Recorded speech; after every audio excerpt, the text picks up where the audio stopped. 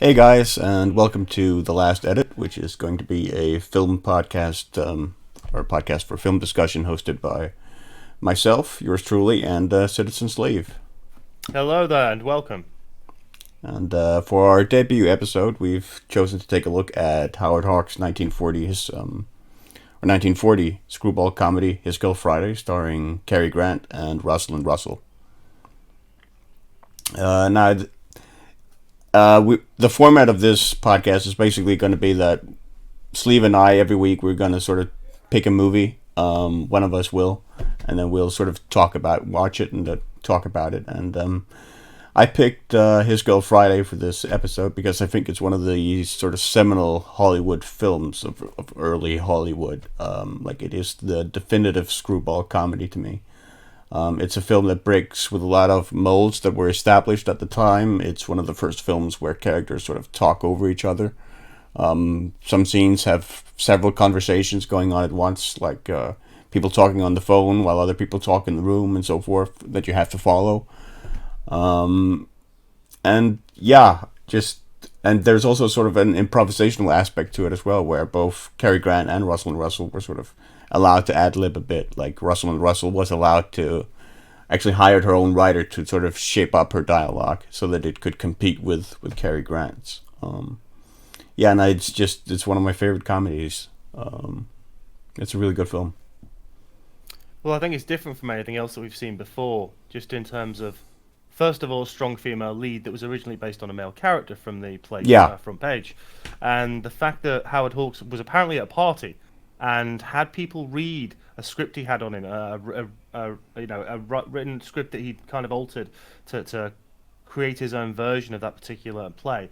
And a female read that particular part, and from that party and from that experience, he decided it just sounded better. It sounded more snappy. It worked better with the other male protagonists, especially Cary Grant, and that's where that came from. And I think it was an interesting choice of actress as well, because I know they went after Audrey Hepburn, they went after Ginger Rogers. There was a lot of different actresses who were up for that particular part, and Rosalind Russell was kind of down the list. And yeah. I think she made the cast aware of that throughout the production as well. She wasn't entirely pleased by it.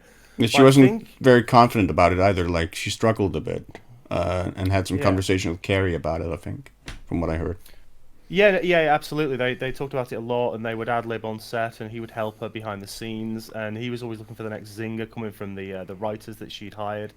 But I think her physicality works quite well. I think a lot of the actresses alongside her in that era for this role didn't have the tallness and the physicality that really helped get Hildy the presence that she was in the film. I mean, even Yeah, in the opening shot, the shot that tracks from left across the newsroom yeah, and then tracks back with Hildy as she first enters, the way she enters and gains everybody's attention, the aura she has.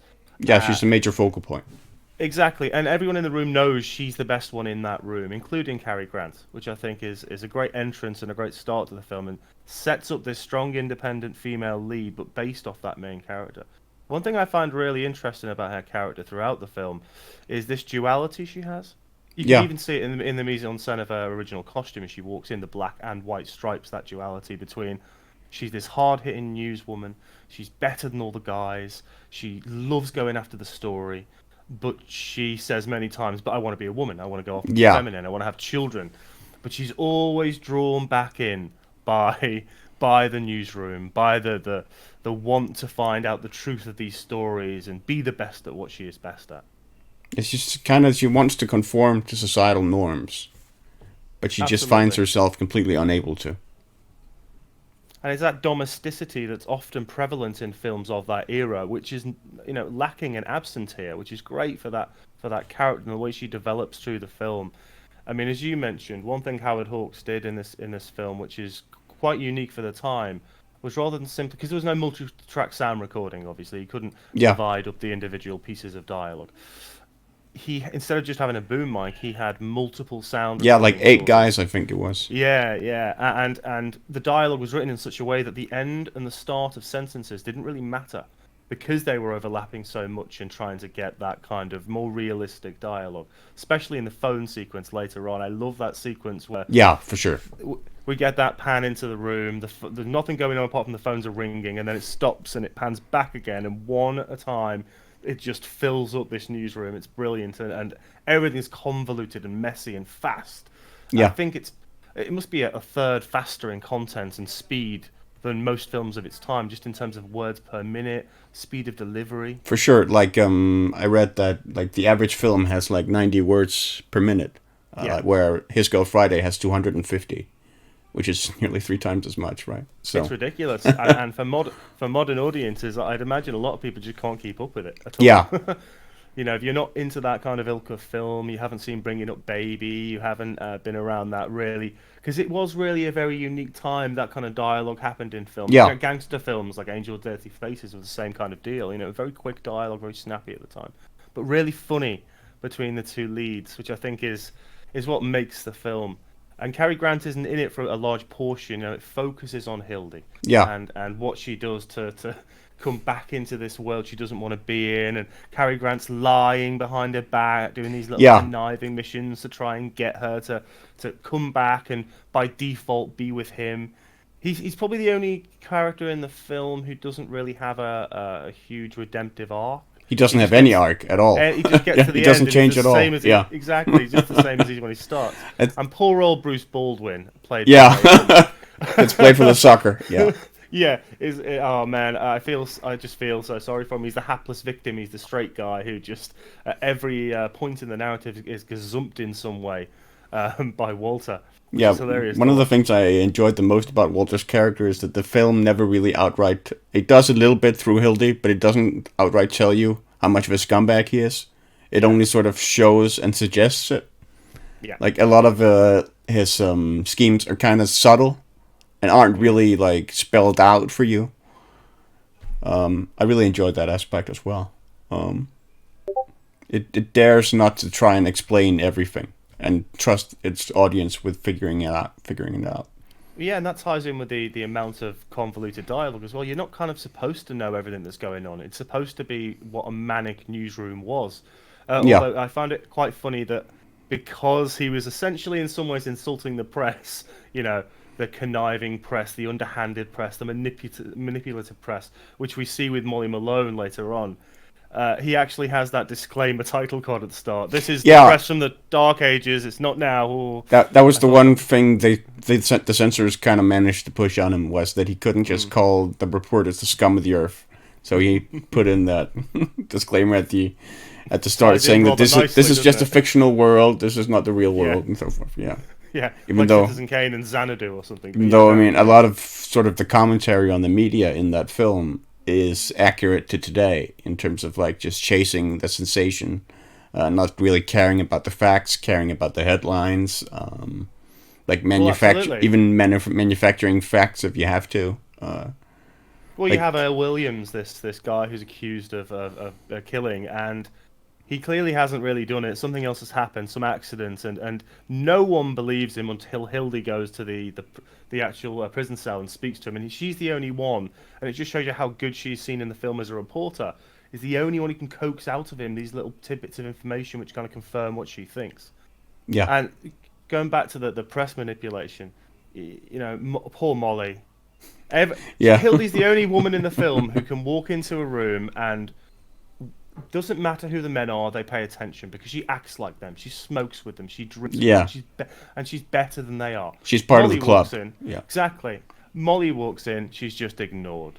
She's just ignored, flat out ignored. And even worse than that, she's put in the corner and told to just kind of be, you know, until Hildy again is the only one who kind of listens to her.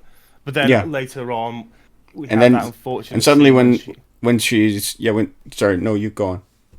Or just later on when she jumps out the window, and you can truly see what the press can achieve when they manipulate a stipulation to their ends. Yeah, and I mean, prior to that is when she actually does become important to them, because she might possess information that leads them to Earl Williams, and then they start listening to her. Yeah, exactly. And then she decides, no, gone. You know, and that's probably the most shocking part of the film, I would say. Yeah, I would agree. You don't really expect it. You hear gunfire outside at times, and you know the lynch mob, stuff like that, and that's quite disconcerting for a film of that era, I guess. But that one thing in particular, I think, is the hard hitting moments of the film. Yeah. Also, like getting the mother-in-law involved in the car crash from Walter Mrs. Burns as well. Baldwin, Yeah. yeah. Yeah, that whole narrative, like she's another woman in the guise of the film who really doesn't do much apart from be pushed out of situations or find herself in a similar situation and then try and leave anyway because she doesn't Yeah. want to be there. But the way that all ties in later on with the death and this weird situation that happens, and Walter won't accept any blame for it. It wasn't me. Again, showing that slyness he has, not being overt about it, but always trying to manipulate a situation to his own end. Typical Yeah. pressman, I guess. Yeah, for sure. Actually, I'm just reminded we haven't actually done. We should probably do that, but a summary of the film's plot, which is basically that Rosalind Russell is a hard-hitting reporter. She used to work for the editor-in-chief of the New York Daily Post, which is, I think that's the name of the paper. Yeah, I think Which is so. Walter Burns, played by Cary Grant, and they used to be married, but they then got divorced. And she comes back to tell him that she's now engaged to a new guy. She's going to get married. She's going to settle down and everything. Yeah, And it's the going to be insurance guy, the safe bet. yeah, and it's going to be goodbye. She's never going to go back into news reporting again. And so Walter Burns starts concocting all of these schemes in order to sort of win her back and gain her back as a reporter, because she's an ace reporter. She's really good at what she does. And part of this scheme involves this guy, Earl Williams, who shot a cop who came at him and has been sentenced to death. And that's basically the summary of the plot, I would say. Yeah, and madness ensues, obviously. Yeah, So, madness and I mean, chaos. well, by the time we get to kind of 2/3 through, we've had the visit from the psychiatrist. Earl's escaped. He's Yeah. hiding in the Rolodex desk in the corner of the room. Walter's trying to hide it. Hildy comes in, finds out. Then she's double bluffing him, but then he's double bluffing her, but she's coming out on top. The whole dynamic between those two characters. I mean, one of the beautiful ways you can see it is the way she'll bring him in and then snap him back. So even in one of the first scenes when they talk, the moment that he talks about, oh, you want to be with me? I'm great. And she goes, yeah, I loved you, but you're a stinker. Immediately, just there's no separate rebuke in another sentence later down the line. It's immediate. With Yeah, and she's repeatedly the one who dialogue's sees work. through his schemes, like in the restaurant. Yeah. Like she immediately calls Yeah, him yeah. out on it. And he immediately goes, oh, okay, yeah, you got me. And then he just picks up again and goes for another scheme immediately. It just is nature, I think, isn't it? Throughout Yeah. the whole film, and It is. the double bluffing that she does is wonderful, though. Later on, when she's in the room with all the pressmen, and she's shouting at him down the phone, "I've written the story, but I didn't tell you all. Screw it up." Tears it up in, and then puts the phone down. He brings back 5 minutes later. It's just that narrative bounce that it manages to achieve, which I don't think a lot of comedies even now do manage to achieve with the Oh, no.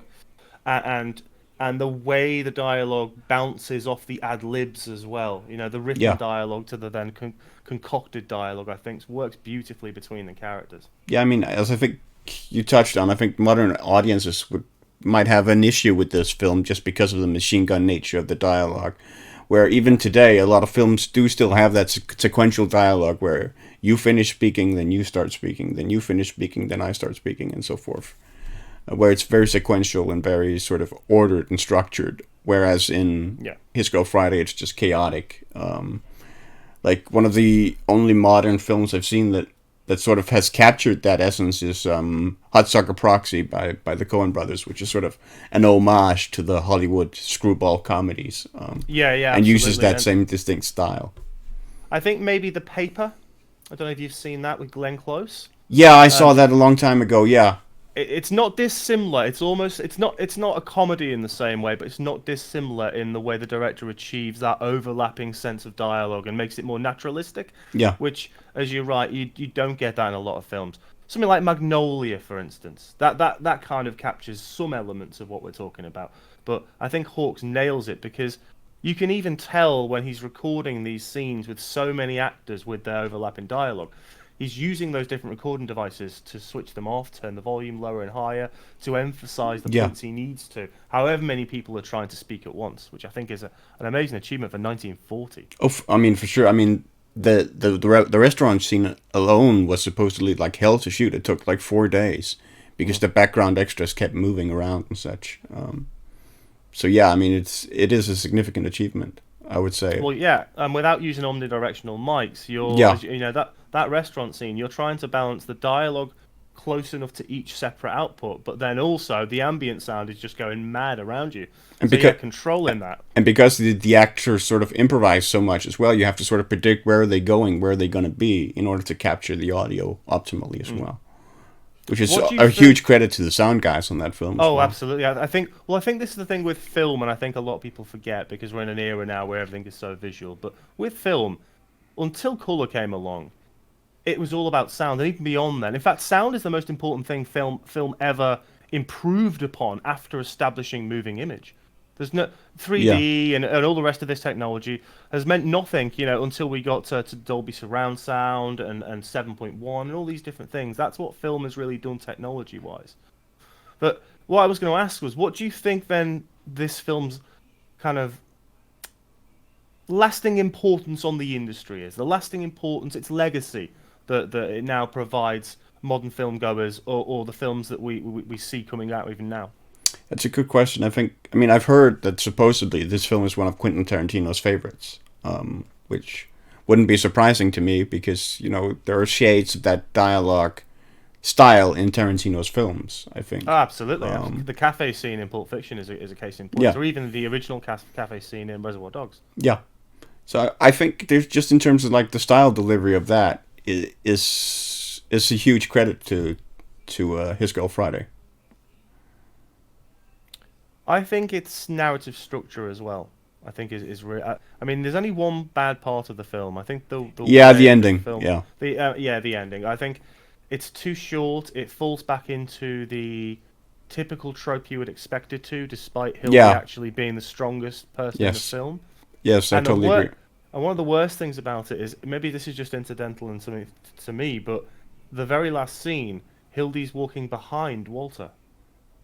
Now it might seem a bit silly, but for No, me, she's the triumphant one who should be walking off at the head of that, into the distance. no, but I agree. It's because at the end she's actually become subservient to Walter. She's all like, Yeah, "Oh, Walter," and there's yeah, no sense that they've moved on and that this time it's going to work for them or anything. They're just going to end up back at square one.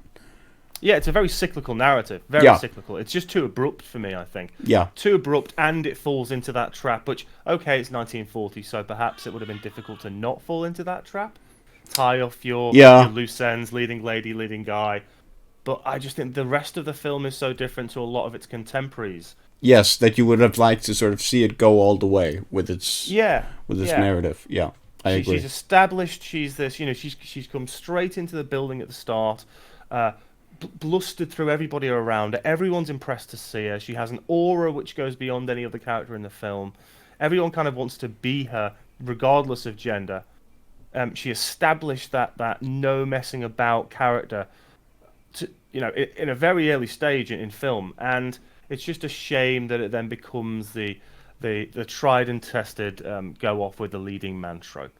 But I think everything prior to that establishes an incredibly fierce and strong female lead protagonist that Yeah, outdoes Cary Grant in many scenes in the film. yeah, and I mean that's a significant credit to Russell and Russell, right? I mean, not everyone can match up with Cary Grant. Absolutely. Well, Like look he's at pro. Audrey Hepburn. She manages it in Bring Up Baby, but we're Well, talking a Catherine few Hepburn. performances. Catherine Hepburn, sorry, yeah. We're talking a few performances there, and hers stands up against Audrey Hepburn's. Yeah, I mean Cary Grant is probably, in my opinion, one of the top two leading men of Hollywood of all time. Where Well, like he and Jimmy Nick, Stewart for me, like for me, it's him and Bogart, right? Oh, Belgot, of course, as well. Yeah, I think we could go down a long list Yeah, of we could for 1940s sure. actors that are quite amazing. Yeah, But yeah, I think it's a legacy that will last for a very long time. I think it's unique for its period. I think it's unique for now. It's influenced a hell of a lot from conversational sound design to the way you can interpret a female character to not be your typical overtly sexual, objectified, especially of that period, type of representation. And I think there's just something snappy about it that you don't get in a lot of modern films. You There's know, beats to it, and it rides those beats so very well. that's a really interesting point because that's also part of why the ending doesn't sit right. It's because Yeah, at the end, she just becomes a trophy, yeah, which is the one thing that she hasn't been throughout the entire film. exactly. It's She a hasn't she lie for the hasn't rest been of the film. objectified. She hasn't been sexualized in any way. She's just sort of been Hildy. Yeah, yeah, exactly, And exactly. then at the end, she just becomes a trophy for Walter Burns, which is Yeah, yeah. and I'd like to just think that that's the time period it was. No, yeah, I don't. oh for sure, for sure. I don't think there's any doubt about that at all. I think the studio would have just said you have to have your happy ending, even though it's not a happy. They might have thought that, but as an audience watching it, you know it's not a happy ending, Yeah, and it won't be a happy ending for either of them because they'll probably end up getting divorced again. But the studio, I guess, the studio system at the time, the stars at the time, the yeah, expectation is always there, so they had to fulfill I would that think so. that obvious expectation, which is a shame. But I think for a film in 1940s, it holds up well today. Some Yeah, people might oh disagree for with sure. that. I No, think if you I don't think there's any doubt it does. I mean, even its themes are still current today. absolutely the press stuff in particular. I mean, Yeah, how more current could you be in the current climate with everything happening? yeah, To not see the take away strip out the technology from modern press, and the fundamentals are exactly there as they've always been. yeah, Yeah, and to predict that so many years in advance, and how important those core values of the press would be, and kind of still are now, is quite prophetic. I think really quite yeah, prophetic. Hawks is a wonderful director, and he's made some amazing films. And I think this is definitely his top upper echelons of yeah. films he's directed. I totally agree.